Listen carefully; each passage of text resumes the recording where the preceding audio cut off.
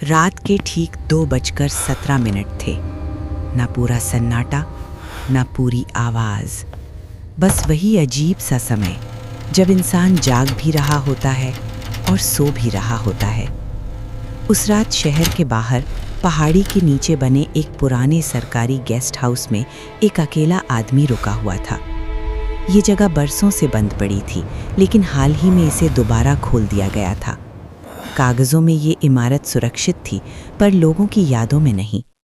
इस guest house की सबसे अजीब बात ये थी कि यहाँ आने वाले लोग हमेशा एक ही बात कहते थे। उन्हें लगता था कि कोई उन्हें देख रहा है। पहली रात सब कुछ सामान्य था। कमरा पुराना था, दीवारों पर सीलन थी और छत का पंखा धीमी आवाज में घूम रहा था। खिड़की के बाहर जंगल था, इतना घना कि चांदनी भी जमीन तक नहीं पहुंच पाती थी। आदमी ने बिस्तर पर लेटते हुए सोचा कि ये सब सिर्फ कहानियां होंगी। पुरानी जगहें अक्सर डरावनी लगती हैं। उसने लाइट बंद की और आंखें मूंद ली, लेकिन नींद पूरी तरह आई नहीं। कुछ देर बाद उसे एहसास हुआ कि पंखे की आवाज़ बदल गई है। वही घूमता पंखा, पर अब उसकी आवाज़ में एक रुकावट थी, जैसे कोई चीज़ हर चक्कर में उससे टकरा रही हो। आंखें खुली। कमरे में अंधेरा था, पर उतना नहीं कि सब कुछ गायब हो जाए। और तभी उसे लगा कि कमरे का आकार बदल रहा है।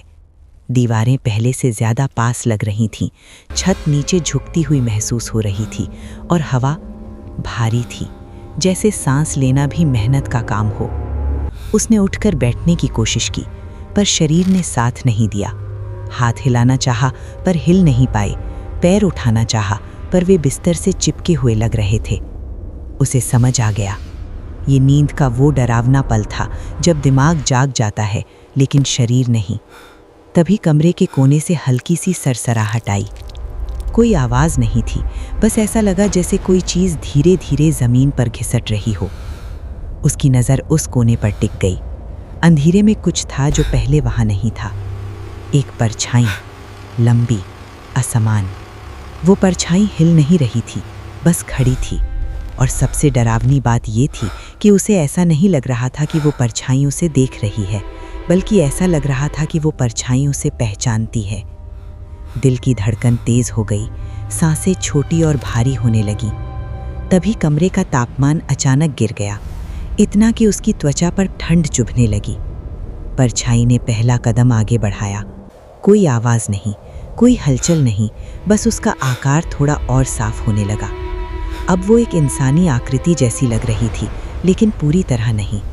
उसका सिर ज़रूरत से ज़्यादा झुका हुआ था, हाथ बहुत लंबे थे और शरीर जैसे गलत दिशा में मुड़ा हुआ। जैसे ही वो परछाई बिस्तर के पास पहुंची, उसे एक अजीब सी गंध महसूस हुई। गीली मिट्टी की, पुरानी लकड़ी की और किसी ऐसी चीज़ की जो बहुत समय से जिंदा नहीं थी।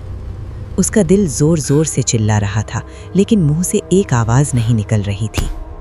परछाई अब उसके बिल्कुल पास थी और तभी उसने कुछ देखा। उस परछाई का चेहरा पूरी तरह साफ नहीं था, पर आंखें दिख रही थीं, खाली, गहरी, ऐसी जैसे उनमें कुछ भी नहीं बचा हो। और फिर उसे एहसास हुआ, वे आंखें उसे बाहर से नहीं देख रही थीं, वे उसे अंदर से देख रही थीं।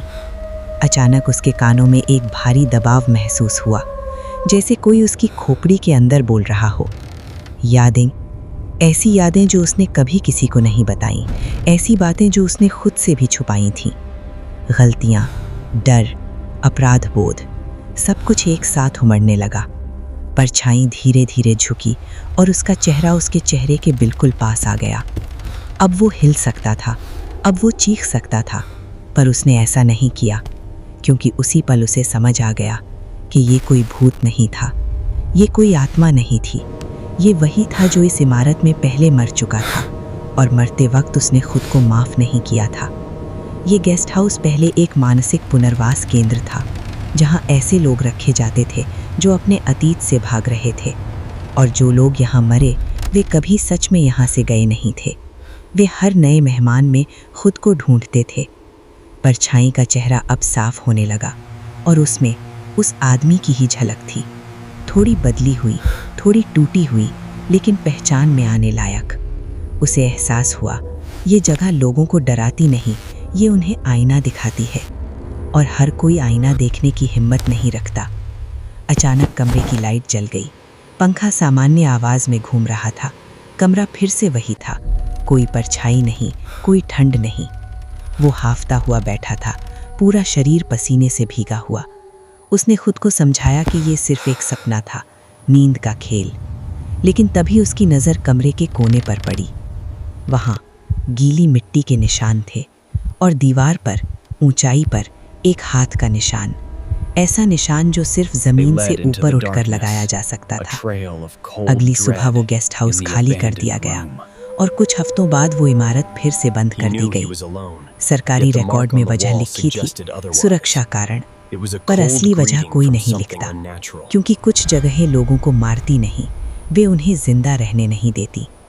और आज भी रात के 2:17 पर उस गेस्ट हाउस के एक कमरे में पंखा थोड़ी देर के लिए अजीब आवाज़ करता है।